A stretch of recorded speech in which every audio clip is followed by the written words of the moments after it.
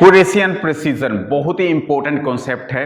कब किस वैल्यू को एक्यूरेट बोला जाएगा और कब किस वैल्यू को प्रिसाइज बोला जाएगा, इस बात को मैं आपको क्लियर करता हूं आज। देखिए, पहले तो ये दोनों टर्म्स अलग अलग हैं, दोनों का मीनिंग बिल्कुल अलग है। आप इस लेसन के बाद जरूर समझ आएंगे कि किस वैल्यू को एक्यूरेट बोले, किस वैल्यू को प्रिसाइज बोले। मैं सीधा एग्जांपल से आपको समझाता हूं। मान लीजिए कि मैंने अपना वेट मेजर किया और वेट मेजर करने के बाद मेरी वेट निकला 70 kg। अब मैंने जब दोबारा से मेजर किया तो दोबारा से मेरा वेट निकला 70.2 kg। अब आप देखेंगे ये जो है वेट जो बाद में निकला है, ये मेरे एक्चुअल वेट के नियर बाय है, क्लोज है, नजदीक है। तो इसका मतलब मैं इसको बोलूंगा कि मेरे वेट के प्रिसाइज है। मेरा एक्चुअल में वेट 70 kg है, लेकिन जब मैंने मेजर किया तो 70.2 kg निकला। इस मीन्स कि ये नजदीक है, क्लोज है, प्रिसाइज है, या 70.3 निकला।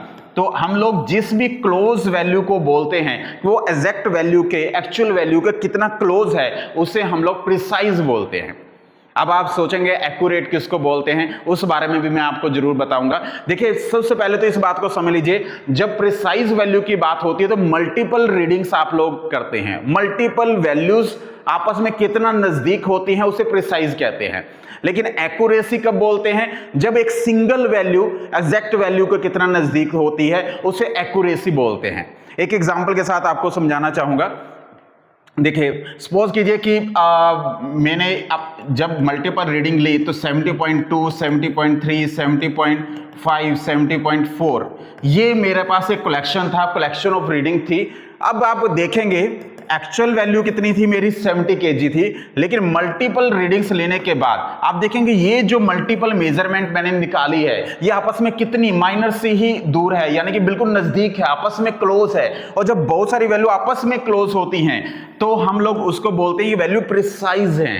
लेकिन अगर मैं एक्यूरेसी की बात करूं तो वो सिंगल मेजरमेंट के लिए होता है। मान लीजिए 70.3 मेरी वैल्यू निकली, तो ये एक्चुअल वैल्यू के कितनी एक्यूरेट है, मतलब कितनी नजदीक है, सिंगल मेजरमेंट है। और यहां पर मल्टीपल मेजरमेंट है जिसे प्रिसाइज बोल रहे हैं, आपस में कितना क्लोज है। और ये यहां पर सिंगल वैल्यू है जो मेरी एक्चुअल वैल्यू के कितना क्लोज है। तो ये दोनों में डिफरेंस होता है। एक बहुत ही अच्छे एग्जांपल के साथ आपको समझाऊंगा।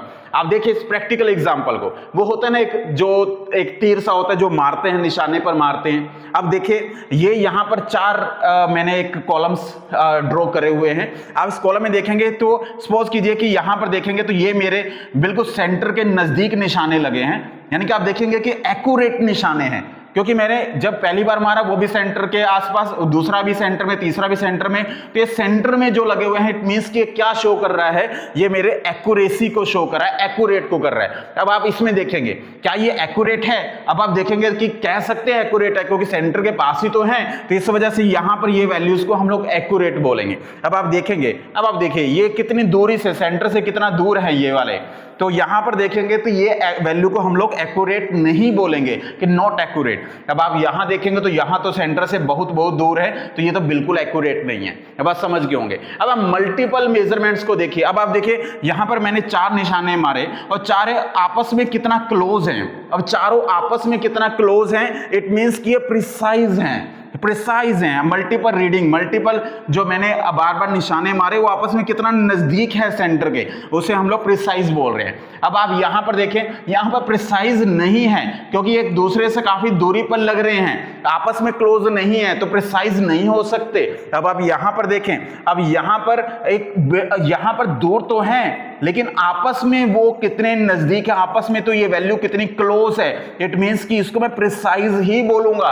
और यहां पर तो देखेंगे तो आपस में ही ये बहुत दूर है, तो आप इसको नॉट प्रिसाइज बोलेंगे। इस पिक्चर से तो आप लोग 100% समझ जाएंगे कि कौन सी वैल्यू को एक्यूरेट बोला जाए और प्रिसाइज बोला जाए। एक छोटा सा हिंट कि एक सिंगल वैल्यू के लिए हम लोग एक्यूरेसी देखते हैं और मल्टीपल मेजरमेंट को आपस में कितना क्लोज करना है उसको हम लोग एक्यूरेसी देखते हैं। Thank you very much, all the best, जय माता दी।